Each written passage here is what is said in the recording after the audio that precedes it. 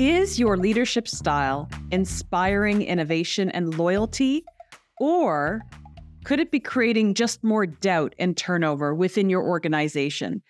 Today, we're going to learn how the right mindset can dramatically influence your effectiveness as a leader. Hi, everyone. I am Katharine Loucaidou. I am a business coach, and I am here to help create the mindset, the momentum, the growth and performance results that you're looking for your people, for yourself, and for your organization.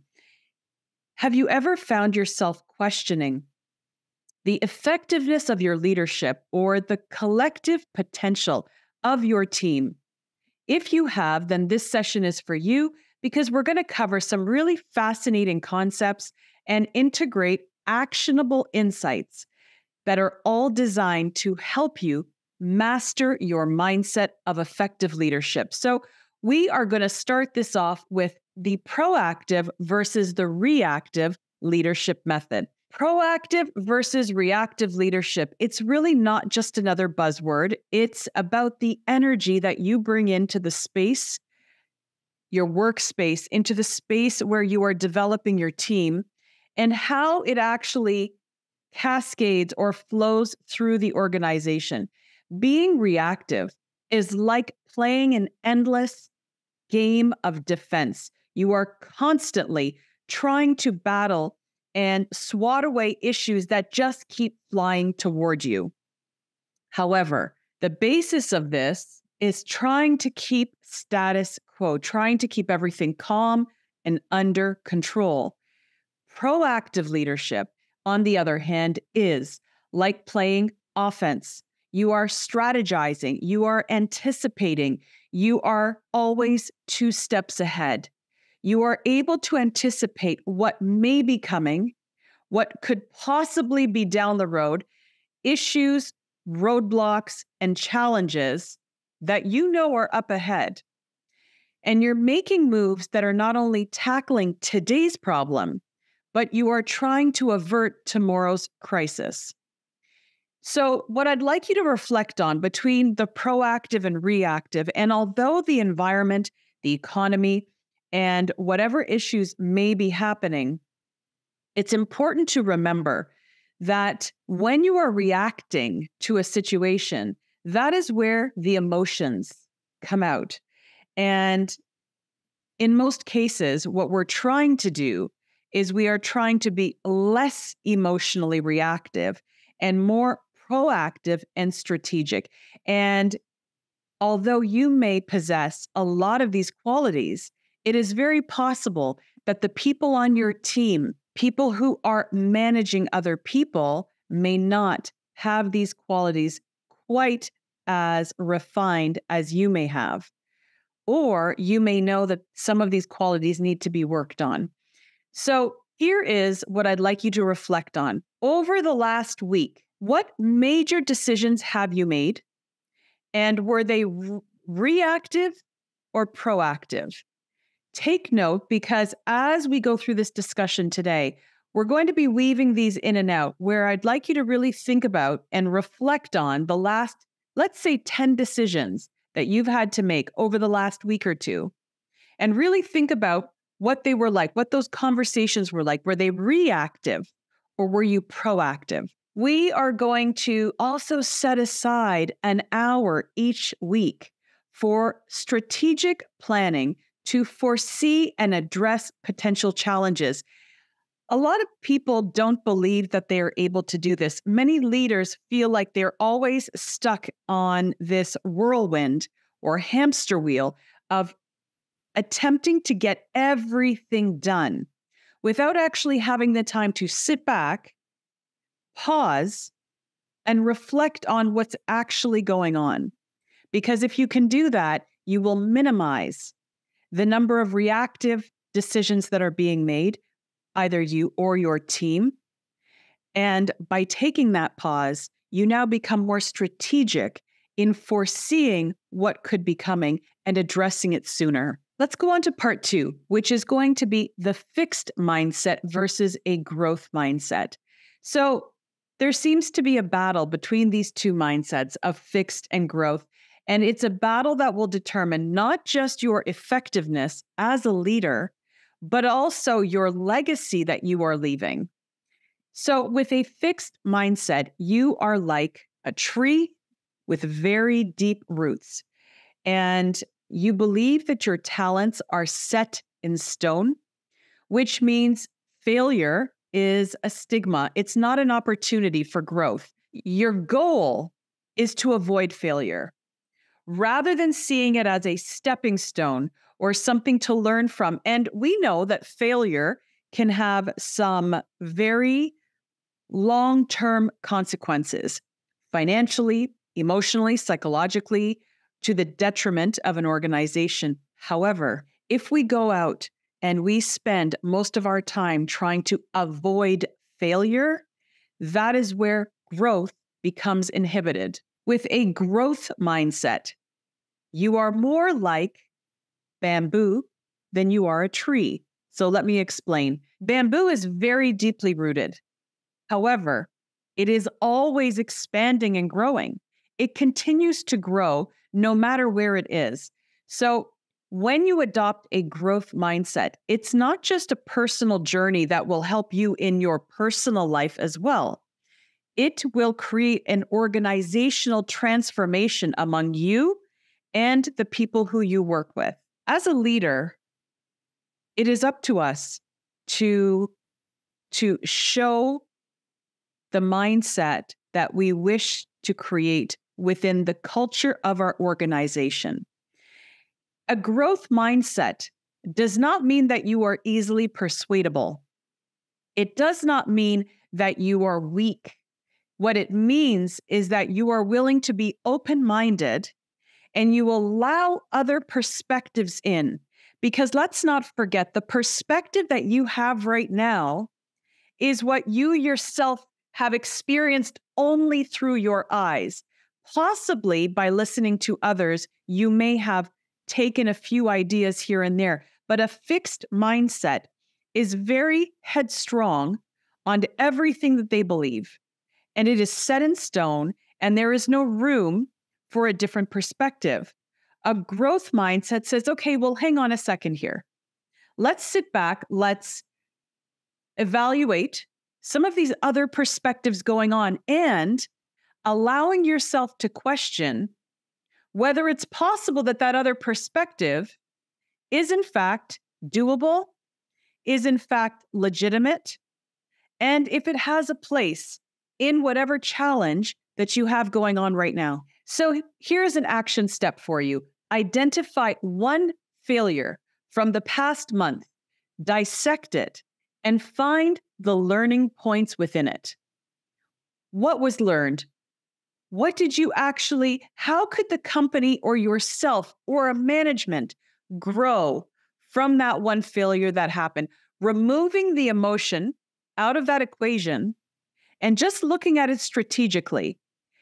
What could be done better? What is another perspective and way looking at that particular problem? And begin a culture of weekly learning where team members share what they have learned. It's okay to talk about. These were the really great wins of the week. This is what we are truly proud that happened and that we were able to move forth. However, it is equally as important to talk about the challenges that have occurred, to talk about the failures that have happened, and not to pigeonhole anyone, to say that this was a mistake, this can't happen again. This was a mistake. Now let's take a look at the situation. Let's see where things went wrong. Let's look at the different perspectives and how this could have been avoided. Remember, thinking strategically. And now let's avoid this happening again. Could that be a possible better? Could that be a better solution when dealing with failure within an organization? So we're going to go on to the next topic, which is decision fatigue. And decision fatigue among a leader, an entrepreneur, anyone in business is, I would say, the silent killer of effectiveness. Decision fatigue is It's not a minor issue. It is a mental weight that pulls down even the most intelligent and motivated among us. It is a proven psychological condition, and it stems from the burden of having to make too many decisions in a short period of time, leading to poorer choices as the day goes on. If you look at someone, let's take Amazon, Jeff Bezos. The man has made a life hack out of wearing the same t-shirt or shirt or outfit every day to cut out decision fatigue. And we see a lot of very high-level people doing this. We've seen Mark Zuckerberg doing this. We've seen many top speakers and so on. I mean, the list is endless as to who in leadership has decided to do this. Or perhaps eating the same meal every day. Perhaps eating the same meal at the same time every day. Now that, there is a fine line between a very rigid mindset and personality where you do actually follow patterns of behavior. But decision fatigue, here is another idea. Many leaders, myself included, trying to get in exercise can be challenging because you may say to yourself, well, when am I going to find the time? There is an entire company to run. There are people waiting for me. There are emails to be answered. When would I get around to doing that? To reduce decision fatigue, having workout clothes the moment you get into the bathroom. For myself, they just sit on the bathtub. And they're there because I don't have to think about it. I don't have to think to myself, well, do I really want to go down to my basement and start working out this morning? They're there. Walk in the bathroom, put them on, drink a glass of water, down I go. So I am reducing not only decision fatigue, but I'm also making the possibility of me going to work out first thing in the morning higher because I've made it easier for myself. When you want to eat better, you have a ready salad in the fridge from the night before, ready to go for the next day, right? You're making it easier for yourself, less decisions to be made. You can use this same concept to empower your team to make smaller decisions more often so that you can really focus on the big ones when it's necessary. So, an action step. I've given you some ideas already, but limit the trivial decisions that you have to make. Leave them for the morning and try and make them as quick as possible so that you can save your mental energy for the crucial decisions later on in the day. It will avoid the fatigue of having made so many big decisions all day long. Empower your team to handle smaller decisions so that you can focus on the big picture. There is that saying, got a minute? Got a minute? If you are getting that a lot, it is because there is not enough freedom for the team to make the smaller decisions, leaving you as the person who makes the larger ones. Let's go to part 4, emotional labor. Oh my gosh, what is emotional labor?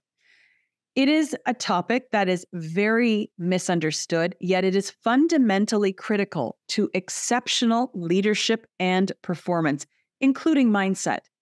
Emotional labor is the unspoken load that you carry as a leader. It is about managing emotions to produce a specific outcome, whether it is within you or among your team members. So, have you ever sat back and you had to swallow your frustration, your annoyance, to maintain a very composed front? Maybe there is a heated board meeting. Maybe there's a heated conversation going on, whether it's on the phone or in person. That is emotional labor, holding back.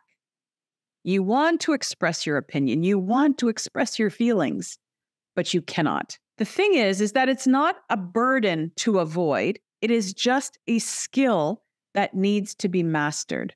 And you have to recognize that there is emotional labor going on throughout the day, whether it's a phone call, whether it's holding yourself back from writing a text, holding yourself back from writing a certain email to someone. What you need to do, and I'm going to keep using this word pause, Because when you can pause, breathe, take a moment, you are reducing the emotional heightness, we'll call it, of your emotions in that particular situation. A lot of the time, our emotions remain so high throughout the day because we have so many things being thrown at us, so many high-level decisions that need to be made. However, here is a great hack, and I'm not even going to make this an action step. I'm going to call this a hack. When you wake up in the morning, open your eyes, and when you're thinking about your day, I'd like you to think about this. Say to yourself, there will inevitably be things that go wrong today. There will inevitably be issues that are going to be coming at me today. But today, here is how I'm going to handle them. And in your mind, you are already creating this ironclad mindset that you will allow nothing through. And when I say nothing, let me clarify, meaning that your emotions can actually stay at a level that is sustainable to keep you even throughout the day and not this roller coaster of emotions all day long. What that will do is it will actually relieve the amount of fatigue and tiredness that you have when you get home. Because when you have been at such a heightened level of emotions all day long, you will arrive home exhausted. And it's not a physical exhaustion. It's an emotional exhaustion and a psychological exhaustion because of everything that you've been enduring. However, what if you didn't have to endure it? What if you knew when you left your house that morning that it's going to be a challenging day? You're expecting that things are going to happen not according to your plan, and you're okay with that because you're going to have that growth mindset that's going to say, okay, I knew this might happen, so how are we going to deal with it? What is my response going to be? Proactive, reactive. What is my mindset going to be in this particular situation? I can have my fixed mindset where it's my way or the highway, or I can go to a growth mindset, meaning, are there other perceptions? Is there another perspective I haven't thought of in this situation right now? Maybe I need to call in a couple of people, listen to their take on it, and then decide what the next course of action is. Let's move on to part 5, navigating difficult conversations. So, difficult conversations, it is not something that they're going to teach you in business school.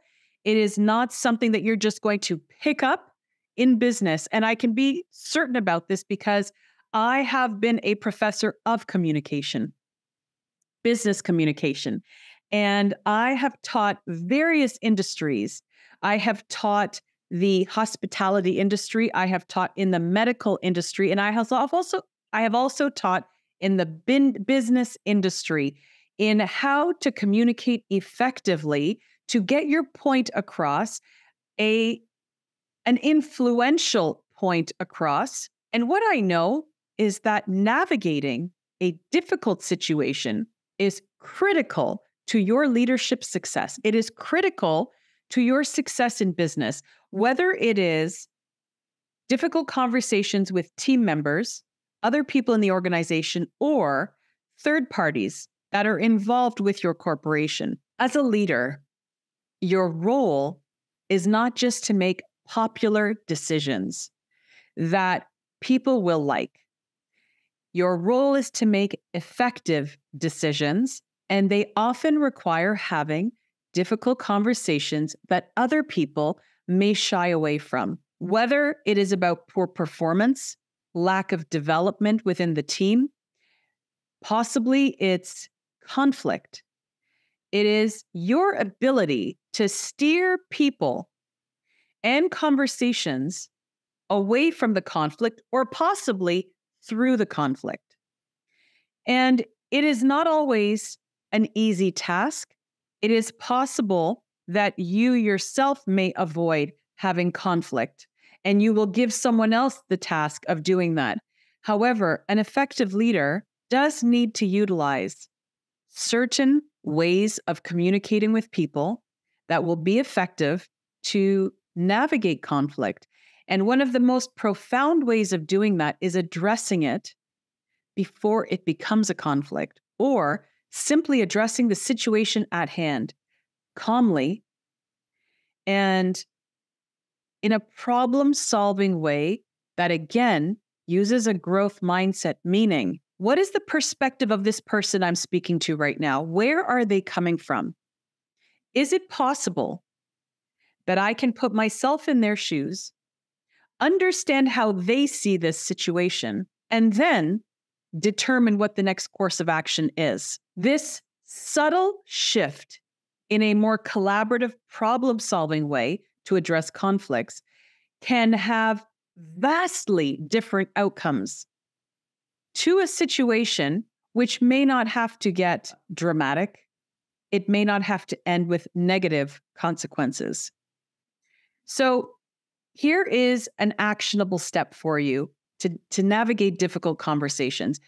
Draft a framework for difficult conversations, a system, a process that starts with a positive. It addresses the situation. It proactively, I hope, addresses the situation. And then it concludes with some action steps. It is less opinionated. It is less emotionally charged, and it is more logical. It takes into the perspective of the other people that are involved in the conflict. It is highly important that active listening is involved. And what is the difference between active listening and passive listening? When you are actively listening, you are not formulating your thoughts while listening to that person speaking. What you are doing is you are listening for their focus, their point. You are extracting what you understand it is that they're telling you. And then your next question is based on the last thing they said, or you are reframing what they've just told you to show that you have understood what they've said. That is active listening. Passive listening is you know that they're talking, you can hear them, but you may not be actually listening to them. And then you are formulating what's coming out of your mouth next, when really we need to address the last thing they've just said. That's how we move on to more productive conversations. And finally, let's talk about a really important topic, which is resilience in leadership. You know, what often leads to burnout is our lack of resilience in leadership. It is wonderful and it is challenging. It is addictive, but it is exhausting. So in an era where we have so many rapid changes going on, we have so many various things going on in the outside environment. There are unforeseen disruptions. There are disruptions that we foresee coming as well. Resilience is that bedrock that will help sustain your leadership. And I'm not talking about bouncing back from failure. I mean the ability to adapt, to pivot, to foresee the challenges that are coming towards you. And it is the courage to change and accept the change that needs to happen. And we do that through a well-nurtured mindset. You know, we have all these examples. There are many business case studies that have been done on Blockbuster, on Nokia, on so many companies that were so afraid of the change and disruption coming toward their industry that they, in fact, did not pivot fast enough. So resilience is the result of a well-nurtured, a healthy mindset that is always growing, evolving, and it is allowing not only yourself, but your team to take on challenges head on, to face the conflicts that are happening, to accept other perspectives that might just be something you hadn't thought of or something they had never considered, and being secure in the knowledge that a setback or a failure is simply a growth stepping stone to become greater at what you do, to become a bigger force in your industry. So that is the mindset of an effective leader. It encompasses these 5 things that I've talked about today, from foundational paradigms of proactive and reactive leadership to the intricacies of emotional labor and resilience. Leadership is not just a position, is it? It is this complexity of skills, qualities, mindset all together. I believe in holistic leadership. I believe that we require each of those skills to be as strong as the other. And when one of them isn't, that is where we have gaps in our communication. It is where we have gaps in the relationships that we're creating in our culture. If you have found today's deep dive into the mindset of effective leadership helpful, I encourage you to continue this journey with me. This is what I specialize. It's mindset, it's mastery, it's momentum, it's business growth, it's performance and results. I look forward to hearing from you. Please reach out. You can visit my website, Katharine Loucaidou Coaching. You can reach out to me on different social media platforms, or you can reach me directly. Talk to you soon.